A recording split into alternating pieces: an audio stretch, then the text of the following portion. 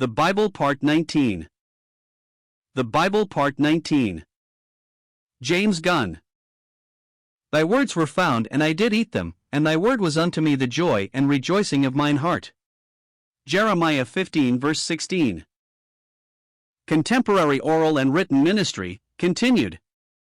Written ministry. There are three important phases in regard to written ministry which should be mentioned: the appraising of current Christian literature, the writing of articles, tracts, pamphlets, and books, the preparing of manuscripts for publication. The appraising of current literature. Literature should not be distributed until it has been appraised. Furthermore, only literature that will be read should be bought for distribution, for literature is costly.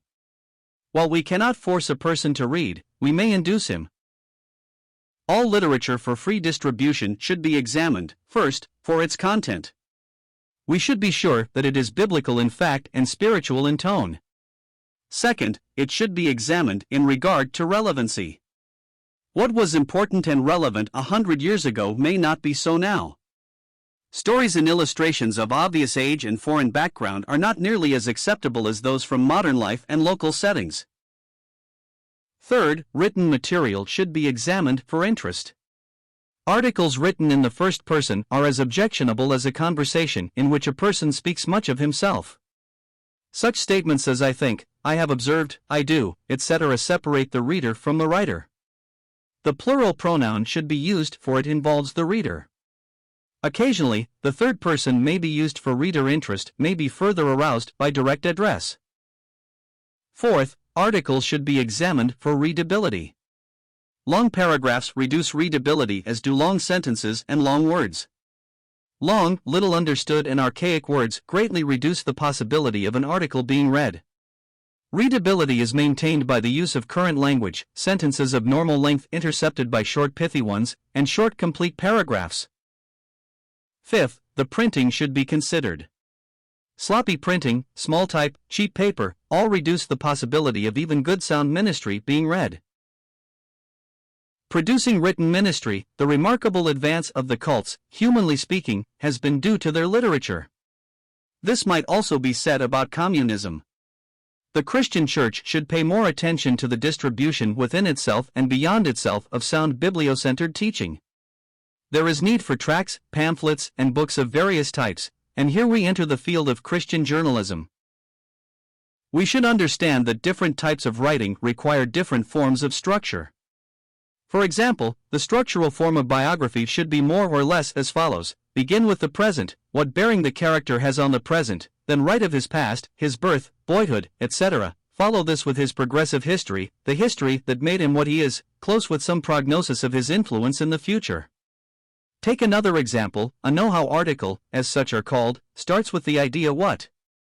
Suppose you would like to write an article on how best to arrange an annual conference. This is the what you are going to write about.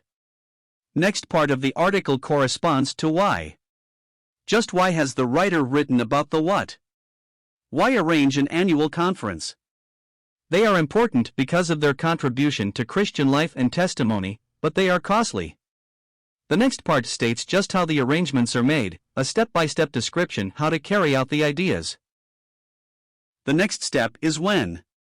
Should the arrangements be made 1 or 3 months in advance of the dates chosen? Finally, you close with an appeal that your suggestions be adopted. If unexperienced writers would only write as they think and speak instead of attempting to be very learned, their articles would be more acceptable. A long article repels, it does not attract a reader. An article of 1,300 to 1,500 words is more likely to be read than one of 2,000 words. Each member of a serial should be complete in itself, although each should be complementary to the others. The chapters of a pamphlet or book should be similar. Preparing to publish. If you have a message from God to write, if at all possible, have it typewritten and double-spaced.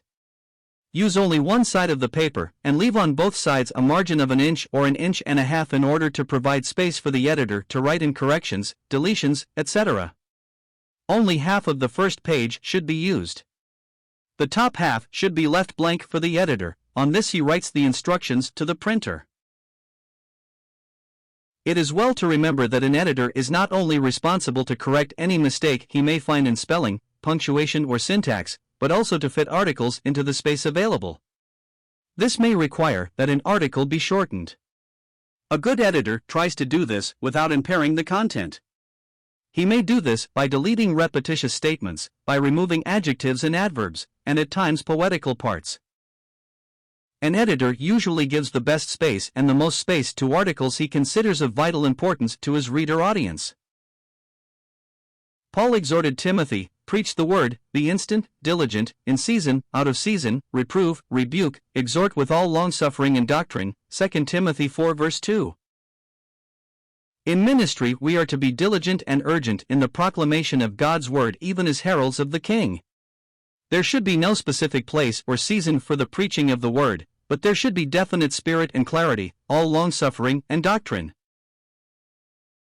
Alfred quotes a saying from Chrysostom, an eminent father of the early church: "If men continue in the same courses even after our exhortation, not even then must we abstain from counseling them.